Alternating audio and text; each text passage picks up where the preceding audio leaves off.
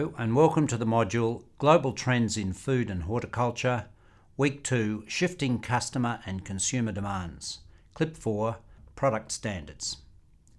I'm Dr. David Monkton, Lecturer Agribusiness from the University of Tasmania. This lecture has been developed by Robert Nissen, Research Fellow from the Tasmanian Institute of Agriculture, and Dr. Sharon Forbes, Senior Lecturer from Lincoln University, New Zealand. Consumer demands for safe, clean, healthy, environmentally friendly fresh produce has led the global retail sector to introduce quality assurance and food safety systems. Food manufacturers and food producers have to abide by global and international food standards and regulations set by the World Health Organization, WHO, and the Food and Agriculture Organization, FAO. The Codex Alimentarius is a set of regulations, codes of practice, standards and guidelines set up by the FAO and WHO. In the agribusiness sector, the Codex Alimentarius has set limits on the amount of chemical residues allowed on and in fresh fruit and vegetables. In addition, individual countries and companies have also set their own limits on chemical residues. In all forms of food production, we can think of a continuum of differing production standards or systems. At one end of the spectrum, there is organic production. This form of production does not permit the use of any synthetic chemical, although the standards do vary somewhat across nations. Growers can, after a period of time, become certified as an organic producer. There are still a large number of conventional agriculture producers. However, the number of these is diminishing relatively, especially in the horticultural sector. As a result, national government and international food regulations for environmental and food safety reasons are changing conventional farming methods. Regardless of philosophy, many producers who attempt to produce will continue to produce in a sustainable manner. Sustainability means having a focus on economic, environmental and social factors. These producers have an array of practices that they adopt in order to become sustainable producers of high quality and safe food products. Whichever end of the continuum, all production standards are typically focused on a number of key areas to meet consumer, marketing, retail and government requirements. Almost all standards will include practices around the use of agri-chemicals. These relate to withholding periods, which are usually set by governments in each nation and may vary widely across specific food products. The majority of growers will now use some form of integrated pest management system, which involves monitoring for indicators of pests or diseases and applying agri-chemicals only when a threshold has been exceeded. Weed management practices, which may include the use of agri-chemicals or alternative solutions, may also be included in production standards. Other topics covered by standards may include worker welfare and other aspects of social sustainability or corporate citizenship. Standards may also advocate for the use of renewable energy sources, carbon neutrality, or for the use of product packaging that is recyclable or biodegradable. Finally, standards are designed to give assurance to consumers and thus are likely to include practices that relate to food safety, transparency, and traceability. Producers are under some pressure to adopt some form of production standards or system.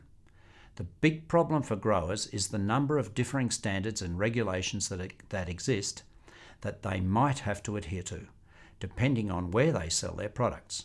For example, the standards and regulations enforced by retailers, grower organisations and the government in Australia will affect those who are producing crops for sale in the domestic market. If they are also going to sell into export markets, they may be faced with a whole different set of standards and regulations from retailers and governments that they have to adhere to. This lack of consistency across stakeholders creates some confusion for growers. Most importantly, though, the growers incur both time and financial costs as they work to comply with all the standards and regulations required in various markets.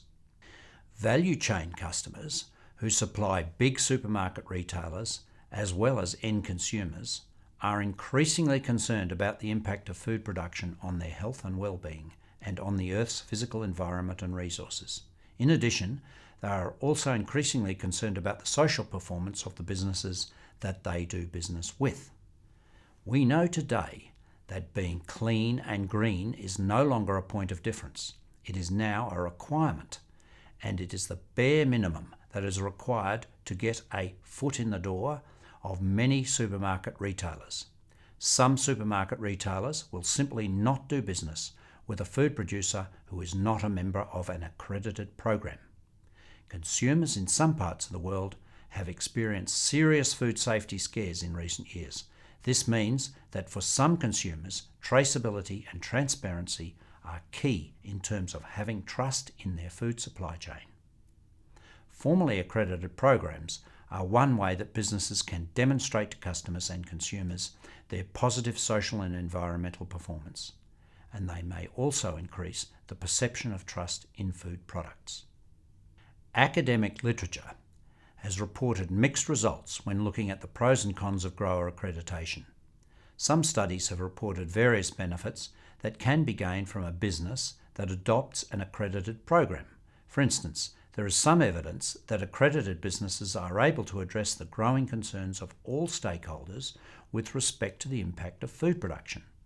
Other benefits that have been reported include improved environmental performance, increased morale among employees, production efficiencies including a reduction of waste, access to new markets, an enhanced reputation or corporate image, compliance with existing or proposed regulations, and even increased profitability. On the other hand, other studies have reported that accreditation does not necessarily lead to improved environmental performance.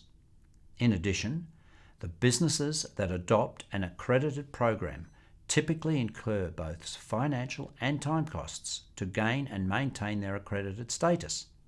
Finally, many studies have found that there are few, if any, direct financial benefits, and that there are not necessarily any advantages to be found in the marketplace. Fresh Care is another Australian developed program. It was established in the year 2000 to service the needs of horticultural growers in Australia. Over 7,500 horticultural businesses have adopted the program since its beginning. One of the key aims of the program is to give consumers some assurance that the produce they buy is fresh and safe to consume. There is also an environmental focus on the program too, with differing sets of standards for horticultural growers, grape growers, and wineries.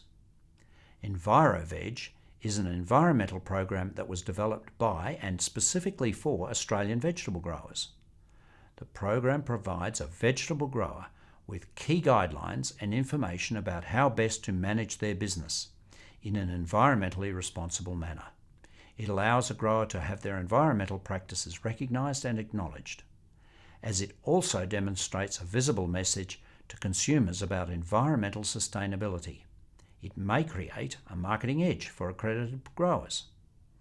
At this point in time, the EnviroVeg program has a focus on environmental matters, but this may change over time.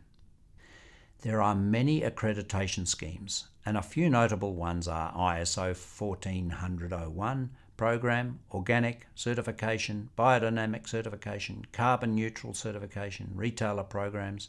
ISO is an independent, non-government international organisation with a membership of 163 national standard bodies. They develop and publish international standards. ISO has published 21769 international standards and related documents, covering almost every industry from technology to food safety to agriculture and healthcare. ISO international standards impact everyone, everywhere.